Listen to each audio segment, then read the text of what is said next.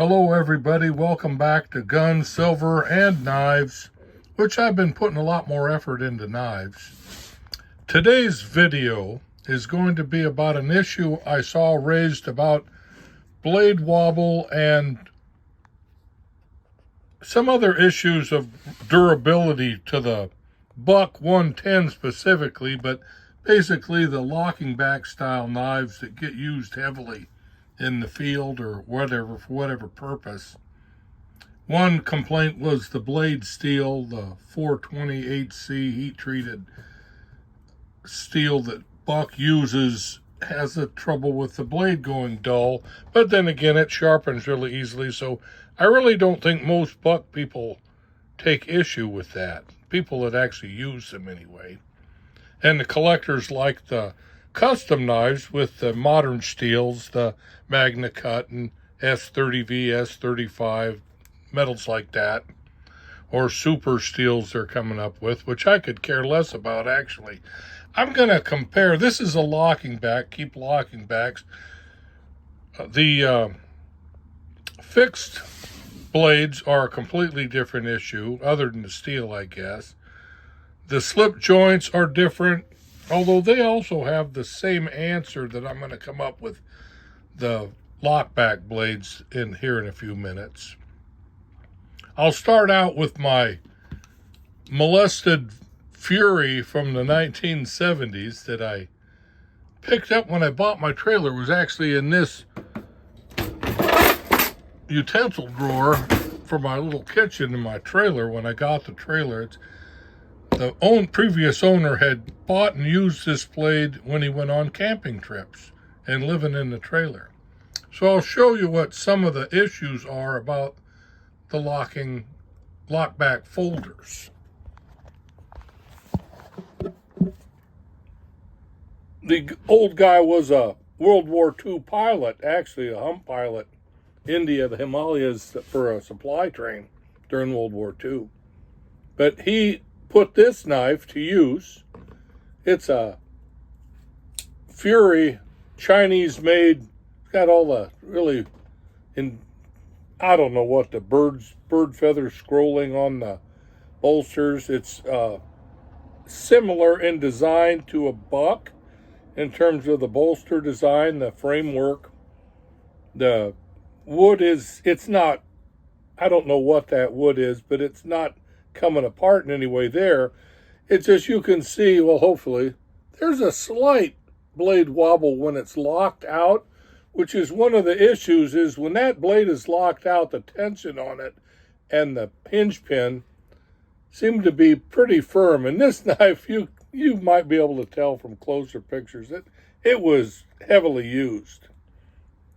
But when you fold it, and keeping your fingers out of the way, there is quite a bit of wobble when it's in the folded position, fixed blade, and the tension is off that hinge pin. I'll start with my Buck 500 Duke, and it has a tiny bit of wobble, not even much to talk about. And it's a shorter blade, you'll notice, the Duke 500 from the Buck 110. And when it opens, and you can hear that snap, there is no wobble. I mean, if you really want to, usability-wise, there's no wobble. Buck 500 Duke. The Buck 112 Ranger drop point, which I grabbed out of my collection, it has a tiny bit of wobble in folded position. And it's a lot of tension on that hinge pin opening. I gotta oil that baby. This is a new knife. But there is no wobble when that lockback is engaged. There's quite a bit of pressure on that hinge pin. When you close it, tension's released, and there's a possibility, there's a little tiny wobble, and it's got that compression for keeping the blade edge off of the frame of the knife. There's a setback on the blade hinge point. which works pretty cool. No wobble.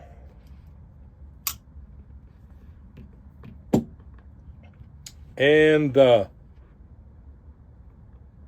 Buck 110 Classic, it has some noticeable wobble to it. In the folded position, locked out, nothing. No wobble whatsoever. And these knives, apparently the wood guys like to go out there and beat on that with a piece of wood or a thumping hammer to chop their wood into kindling sticks, or maybe chop through the rib cage of an animal or bone or joint.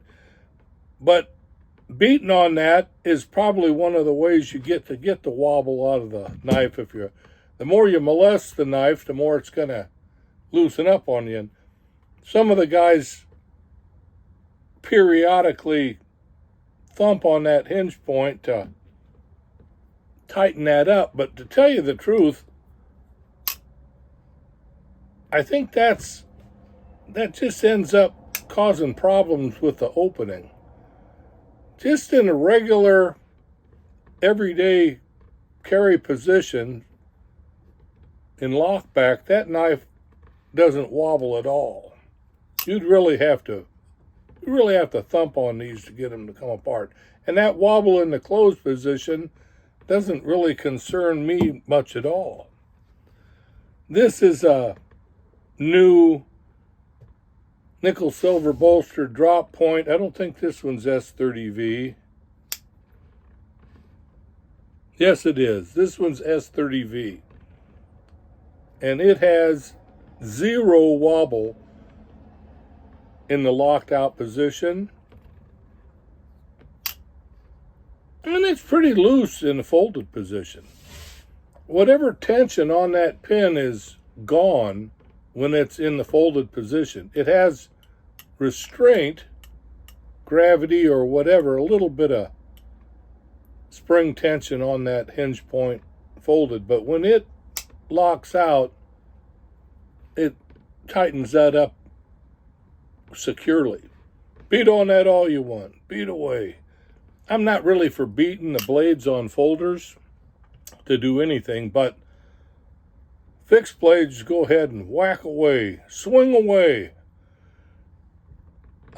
So whatever the issue was with people,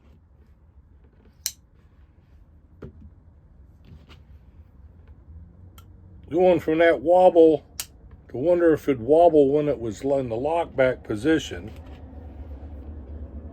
I don't think it's a thing. I think that's a maintenance problem after years of tool user application. Yeah, none of these have any wobble at all when they're in the lockout position. And this one has about the same wobble as the nickel silver S30V model of the 110 in folded. And I noticed the blades are longer too, right? But when it's open, any wobble is seriously reduced. And this knife, like I said before, was molested. It's been thrown at things. It's got the buckled frame in the middle. This was out there making chips during its camp life days.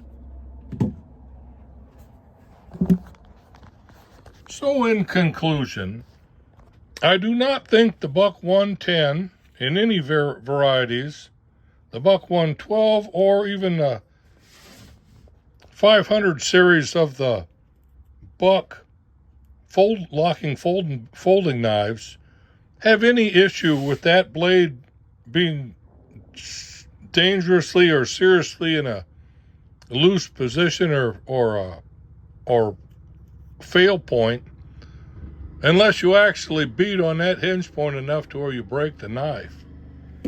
But when that locks out, that locking mechanism is in effect with the hinge pin mechanism, that knife is as stable as a fixed blade.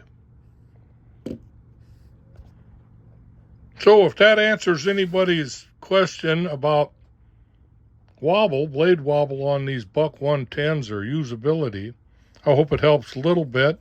It did help me to watch that video on the fellow, but I might link that video to this video to help you see what I'm talking about.